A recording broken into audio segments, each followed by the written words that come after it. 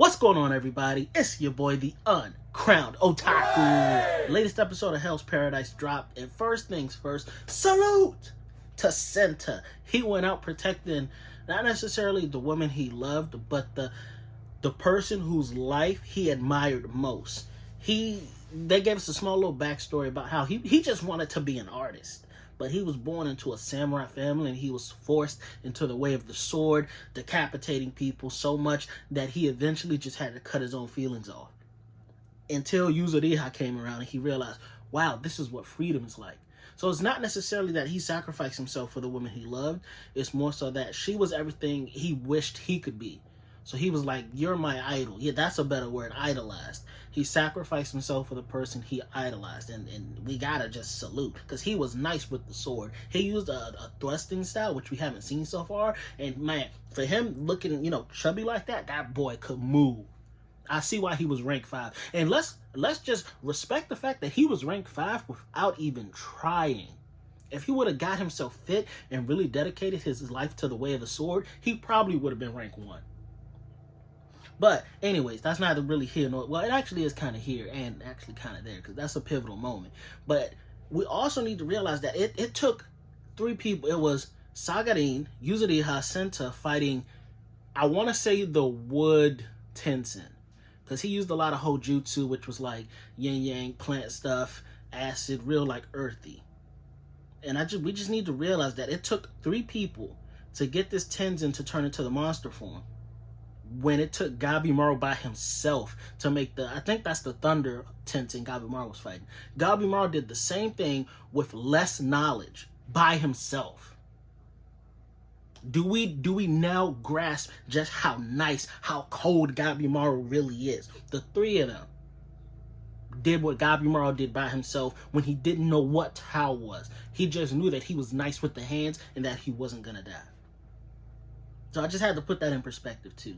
So we learn a little bit more this episode. There's no elixir of life, which crushes Sagiri. I don't know why I guess she's empathizing with Gabimaru. Like, man, he's only here for the elixir of life to see his wife. There's no elixir of life, which means there's no pardon, which means he'll never get to see his wife. What she doesn't realize is, or you could report back to the Emperor that all the villains died and secretly just let them go. They're so loyal to these samurai, so loyal to this Fugazi emperor that they don't realize there's other options out there in the world that they really need to take a second to consider. That's the crazy part. There's so many different avenues they could go to maneuver around letting everybody go free. Like if you say they died on an island, who checking for them? Exactly. But it's looking like nobody's gonna make it off the island.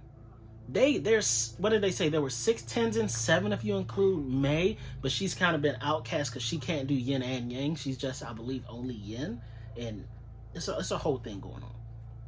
But when they do, between Sagarin, Yuzuriha, Senta, they do actually finish the Tenzin off in his human form, which forces they into the monster.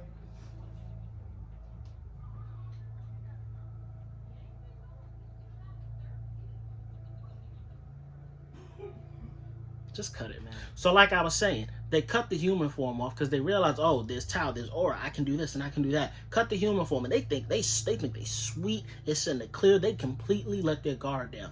Rule number 1, never let your guard down in foreign lands against opponents you know zero about. It's kind of like the same thing you would do in a horror movie, especially in Scream. You double tap the villain. They didn't bother to double tap. You saw him, like, literally, Yuzuriha cut his head off. And he regenerated. So even though you use your aura and cut him in half, you didn't think, oh, it might not be done. We should probably skedaddle real quick. Just the care. This was one scenario where the carelessness cost him a good man's life. And then when it transforms into the monster, Yuzuriha, she doesn't even have time to really process what happened. She just looks at Sagiri and goes, there's only one way out. We got to kill this thing. And then 1,000 vines shoot out. And that's when Tenza's master shows up, the blind swordsman dude, and low-key, he got the most potential out of everybody. Because he can't see, but the way that he's been seeing the island is all through Tao. So once somebody really explains what Tao is, he already has a grasp of it. He uses it daily. to put it into his martial arts, to mix it into his swordsmanship, oh, he about to be the coldest person on that island. If anybody's going to take these Tenzin out, it's Gabimaru and it's Tenza's master. Low-key, the dragon sword dude, he kind of nice too. I kind of remember his name, but it's long and I would mispronounce it, so I'm going to call him Dragon Swordsman dude. But yeah, this episode, just for me personally, it hit three things. One, it's kind of giving a Kame got killed vibes. Don't get attached to any character, because every episode, anybody could go. They're not holding anybody sacred. Number two, Gabimaru is so freaking cold with it. It, like I said before, it took 3 people to do what he did alone with less knowledge of how to fight these people. That's cold as hell. And 3, I think May, the girl that's with Gabimaru in that trio, she may be really the key to all of this. I don't know how, but I feel like she's going to play a super important role. And the fact that we saw her go from a little girl to, like, I guess maybe preteen, which means she's aging quickly. She can age up. Maybe back in the day she was grown, and because they ousted her, she went into that childish form. I don't know, but I feel like there's a secret there, and she's going to be the key. Because remember, all the Tenzin were originally one person. That one person split off into 6. So even if they beat these 6, I do feel like towards the end, they're going to combine into one ultimate being, and it's going to take everybody who's still alive to fight that ultimate being, and May is going to be the key to victory there. Now, this is all just me kind of piecing together clues that I've seen throughout the show so far. I could be way off base, but I think I'm Detective Conan right now. I think I'm about to close this case. I think I'm about to do it. But what did y'all think? Hell's Paradise episode 12. Comment down below. While you're here, bro, don't forget to subscribe. Join the Uncrowned Kingdom. It's live over here. It's Liddy 2 Titty. We do streams randomly every Friday, and then randomly just throughout the week. Come catch hands in Smash Brothers. Come watch me play Final Fantasy 16 and any other random games we get into. Appreciate y'all. Uncrowned Kingdom.